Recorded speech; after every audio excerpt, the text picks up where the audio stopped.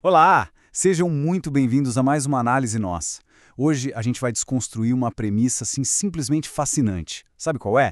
A de que a verdadeira liderança de alta performance definitivamente não começa com aquelas táticas externas super complexas ou manuais corporativos engessados. Nada disso.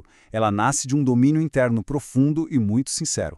É como se o sucesso absoluto de uma equipe tomasse forma muito antes daquela primeira reunião, sabe? Nasce direto ali, na mente de quem está no comando. Bom, vamos mergulhar de cabeça nisso. O nosso roteiro de hoje passa por 5 pontos principais. A gente começa com o valor da solidão, depois passa para abraçando a dualidade interna e princípios atemporais de comando. Em seguida, vamos ver como resolver desafios modernos e, por fim, fechar com a estrutura de alta performance. Então, começando pela parte 1, o valor da solidão, ou seja, a base absoluta da nossa autoconsciência. Esse isolamento inicial não é, de jeito nenhum, um recuo ou uma fuga. Pelo contrário, é uma etapa tática fundamental. Aquela reflexão silenciosa, de frente para o mundo, é literalmente o primeiro grande passo para estabelecer uma base cognitiva sólida.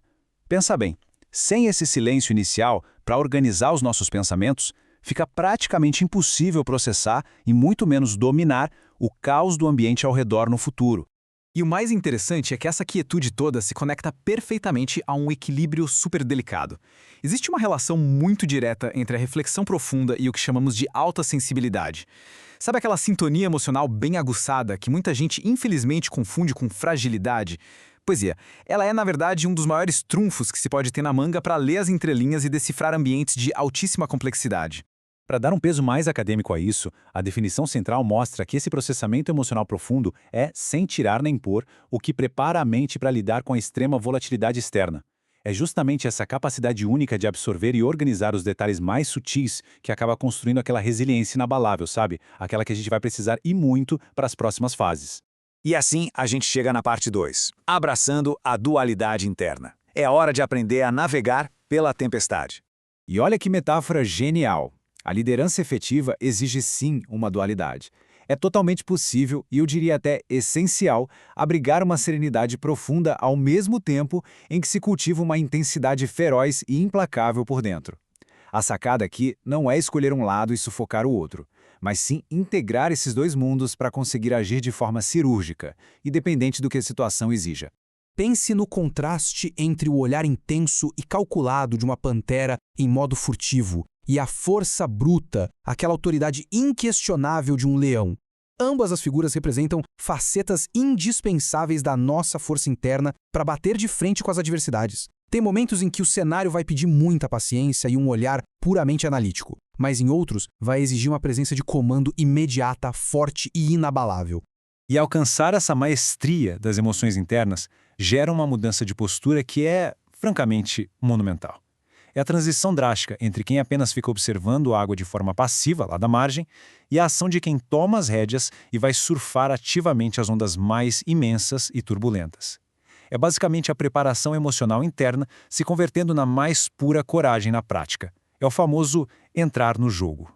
O que nos leva à parte 3, princípios atemporais de comando. Aqui a gente traduz o pensamento em ação de fato.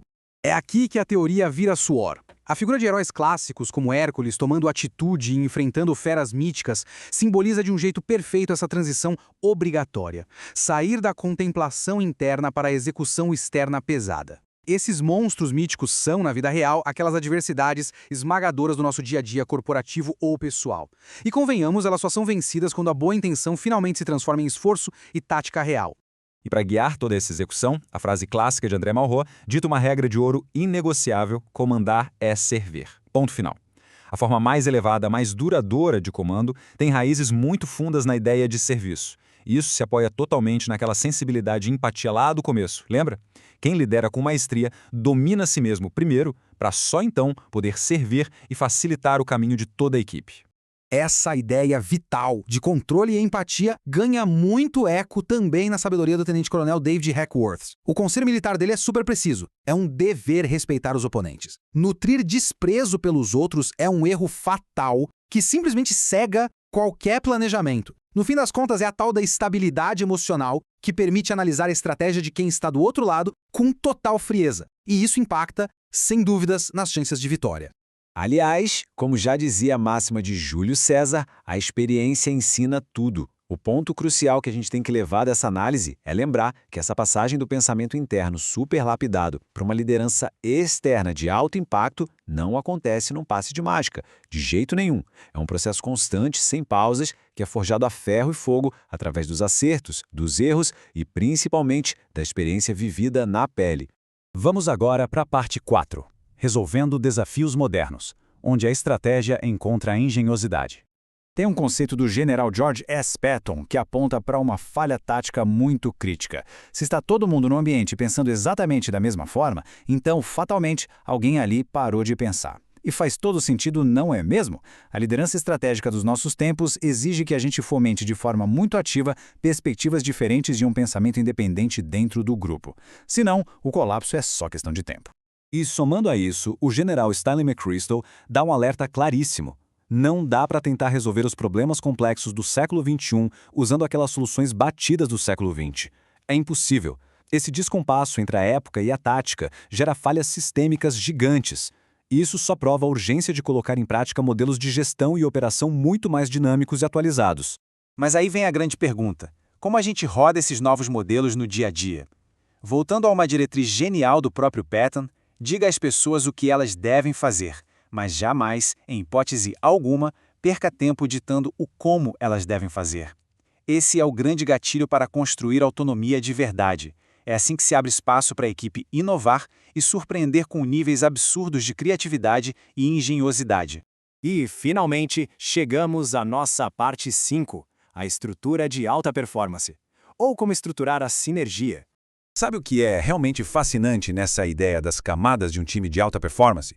É como ela consegue mapear, passo a passo, a anatomia do sucesso em grupo. A gente está falando de um modelo sistêmico, com 4 camadas incrivelmente bem amarradas. Cada nível sustenta o próximo.